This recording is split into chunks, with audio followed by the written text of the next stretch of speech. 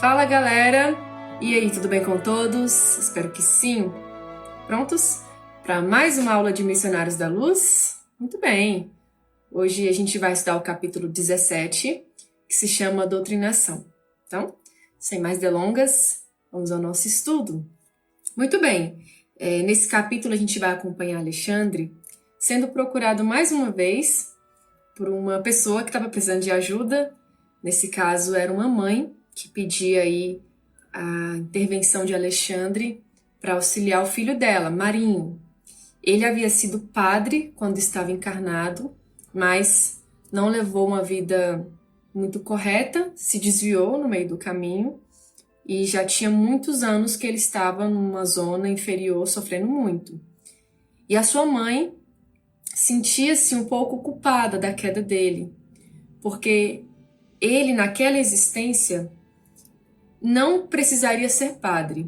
Ele tinha uma tendência para filosofia religiosa, espiritualista, mas não tinha que ser padre. Porém, ela, na condição de sua mãe, obrigou que ele virasse padre. Então, ele... E além disso, ela inflamava muito o orgulho dele, então ela se sentia culpada. Eu já tinha muitos anos que ela estava ali tentando fazer com que ele despertasse, mas ele estava ali insensível à voz da sua mãe. Ele continuava muito rebelde. Porém, ela tinha observado, né, e ela fala isso para Alexandre, que já tinha algum tempo que ele estava sentindo um pouco de tédio em relação às companhias espirituais que ele atraiu para si, né? Companhias inferiores, parecidas com ele. Então ele estava já assim, entediado das coisas que eles faziam, das reclamações, e ela estava vendo ali uma oportunidade, talvez, de despertar ele. Que antes, a gente percebe que antes já tinha sido tentado conversar com ele, levar ele para um trabalho mediúnico, para ele escutar uma doutrinação. Já tinham tentado isso, mas sem sucesso. E aí Alexandre fala, o que está de diferente agora? E ela fala, não, ele está sentindo tédio nessas conversas, né, ruins, nesse tom de rebeldia, ele está começando a ficar já cansado disso. E Alexandre diz, bom, muito bem, se é assim, acho que as chances são boas dele dessa vez escutar o nosso apelo. E aí ficam combinados de irem até onde ele estava numa espécie de igreja abandonada, junto com outros padres, e iam buscar ele, levar para o centro espírita, um dos centros espíritas que Alexandre fazia parte, né? Levar para o centro espírita para que ele se comunicasse, né? E seria, inclusive, a mesma médium que nós já vimos na aula anterior, a dona Otávia. Lembra dela, da dona Otávia, até que passou um trabalhador do centro? Pois é, seria ela que foi a médium escolhida para manifestar o espírito do Marinho. E aí combinaram assim. E aí a mãe dele se afasta e André aproveita para fazer algumas perguntas para Alexandre. E ele fala assim, mas por que precisa do concurso dos nossos irmãos encarnados? Por que nós mesmos não vamos lá e conversamos com esse Marinho? E Alexandre explica que certos espíritos que ainda estão numa condição muito inferior, quando eles têm contato com o nosso magnetismo, né, nós encarnados, com o nosso magnetismo, com a nossa energia, essa energia anímica que nós temos, porque eles ainda estão muito ligados aqui à Terra, ainda estão muito materializados. E quando eles têm contato com essa energia, é mais fácil de aceitar a ajuda, vamos colocar dessa forma. Então, para esses espíritos, daria sim para um espírito ir lá conversar com o Marinho, mas talvez não tivesse tanto efeito quanto ser levado para um trabalho mediúnico. Além disso, o Alexandre fala que o momento de um trabalho mediúnico é muito benéfico para quem está participando, os médiuns e doutrinadores também, para todos ali que estão ouvindo. Porque ele fala uma coisa, eu até coloquei a frase que ele coloca aqui, que ele fala assim, falando sobre a doutrinação, Alexandre fala que ela é muito útil para os próprios encarnados tirarem as suas próprias lições. Ajudando as entidades em desequilíbrio, ajudarão a si mesmos. Doutrinando, acabarão igualmente doutrinados. É uma tarefa muito importante, porque olha o que a gente está falando para o espírito. Muitas vezes a gente fala de recomeço, de perdão, de esquecimento do passado, seguir em frente, reforma íntima, fazer o bem com o próximo. E a gente tá falando que o Espírito tem que fazer isso, tem que buscar isso, e a gente acaba falando para nós mesmos. A gente acaba tirando lições disso também. É claro que a gente, né, pessoal, nós estamos nesse planeta de provas e expiações, não somos pessoas perfeitas, estamos longe. Se a gente fosse, não estava nem aqui, né? Não estaríamos nem aqui encarnados. A gente está longe. Mas a gente sempre tem que estar em busca do que a gente prega. Não é conseguir todas as vezes. A gente vai errar, a gente vai falhar. Porque nós somos espíritos ainda imperfeitos. Mas é sempre estar em busca. Né? Eu estou buscando ser uma pessoa melhor. Dessa vez eu errei. Me perdoe. Agora eu vou tentar ser melhor. A gente precisa estar assim, porque se a gente só fala da boca para fora, o espírito ele percebe isso. Ele percebe isso. Você fala para o espírito, né, um alcoólatra vem, mas você não pode beber, a bebida ela acaba com o nosso organismo, ou o fumo, por exemplo. Você não pode fumar, acaba com o seu organismo físico, e se for um doutrinador fumante, por exemplo. O espírito ele vai saber. Gente, ele sabe. E isso aí vai se tornar para ele uma grande hipocrisia. Então, a partir do momento que a gente está num trabalho mediúnico, a gente tem que estar em busca de sermos pessoas melhores sempre. E se não estamos no trabalho mediúnico, também temos que tentar ser. Esse é o objetivo, né? Independente da situação. A gente tem que tentar ser melhor sempre. Então, esse trabalho mediúnico é muito importante para os espíritos que ainda estão muito animalizados no sentido de estarem em vibrações inferiores, e para os encarnados também. Muito bem, então, Marinho estava lá numa igreja abandonada junto com outros sacerdotes, e André fica até surpreso com a cena que ele vê lá, porque ele vê alguns padres pregando e modificando as passagens de Cristo, modificando a parte das bem-aventuranças para o proveito deles próprios. Então, Alexandre até fala, são espíritos rebeldes que ainda não caíram em si, mas que cada um ao seu tempo ia despertando. E aí, lá no fundo, eles viram o Marinho. Quem iria conversar com o Marinho seria um trabalhador espiritual chamado Necésio, e ele havia sido padre também quando estava encarnado. E Alexandre e André. E a mãe do Marinho não veria, só veria o Necésio. Então, o Necésio começa a conversar com ele, né, se apresenta, ele percebe que Necésio havia sido padre também, e aí ele começa a conversar, a falar de uma possibilidade que o Marinho estava tendo, de ter um diálogo fraterno, de sair daquela situação que, com certeza, ele já estava cansado daquilo ali, e quem sabe, né, tentar uma vida diferente a partir daquele momento. E aí ele fica um pouco indeciso, né? O Marinho fica um pouco indeciso, mas aí a mãe dele envolve ele em energias de tanto amor que ele acaba sendo convencido. E aí eles vão caminhando até o centro espírita onde aconteceria a manifestação.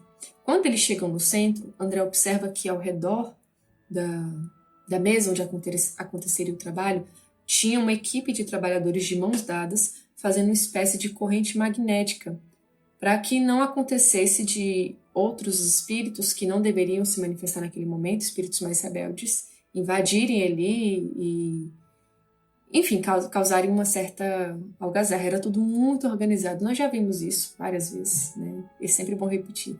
A espiritualidade, ela tem um trabalho magnífico. O cuidado com o médium.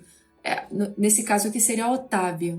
A Otávia queria manifestar o Marinho, que estava na condição, apesar desse tédio, ele ainda estava numa vibração muito baixa.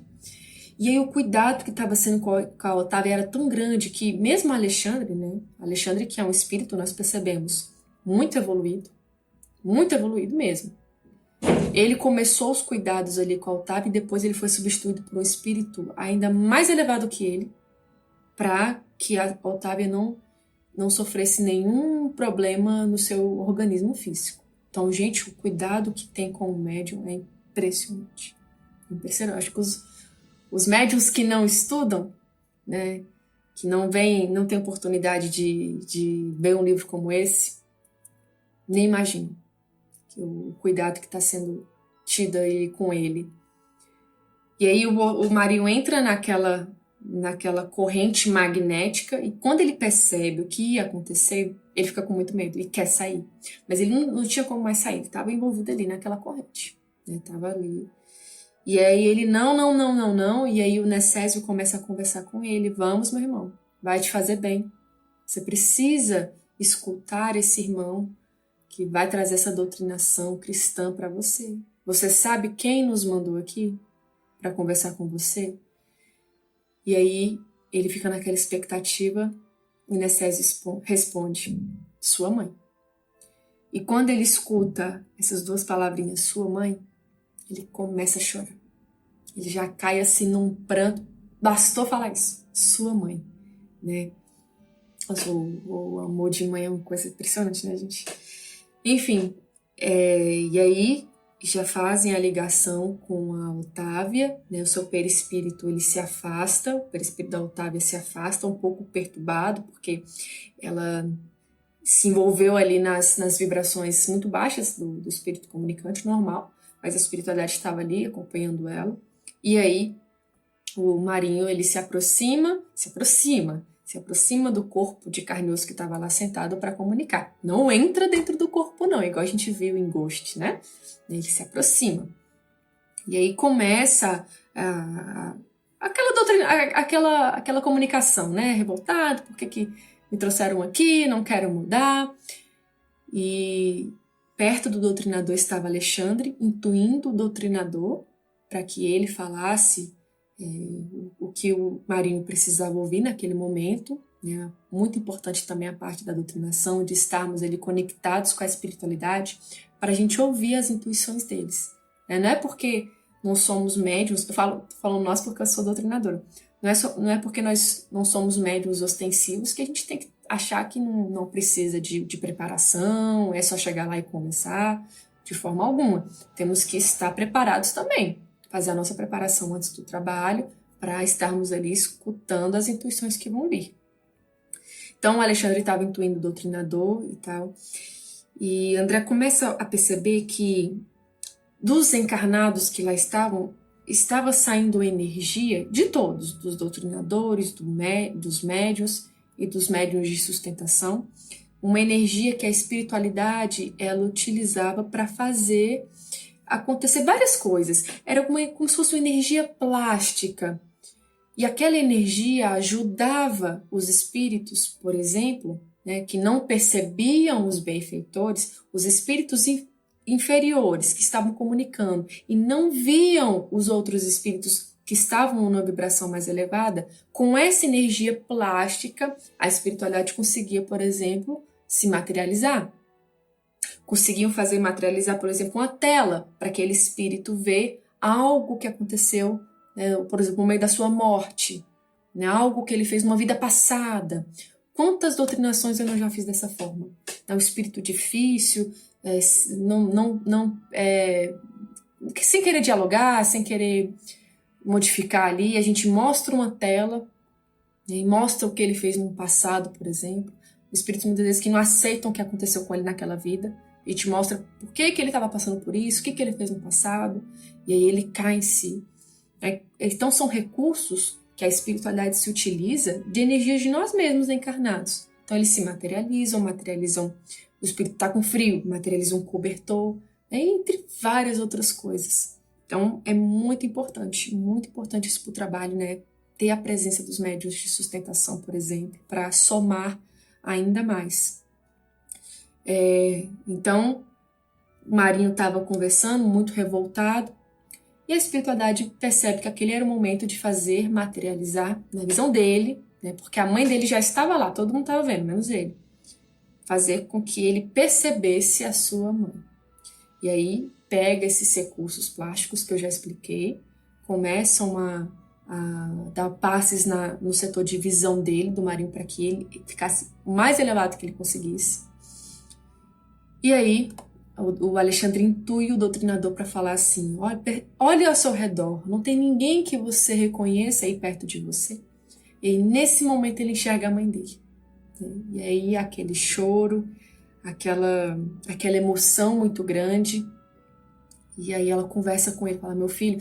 E engraçado, os encarnados não percebiam o que a mãe estava falando, somente o Marinho, mas a espiritualidade, né, os André e os demais trabalhadores estavam acompanhando toda a cena completa. E a mãe dele fala: meu filho, chega de revolta. Essas nossas revoltas, elas tinham que ter acabado quando a gente fechou os olhos do corpo físico. Não vão trazer isso para essa nova vida. Não me faça mais sofrer, eu não aguento mais, eu tô exausta.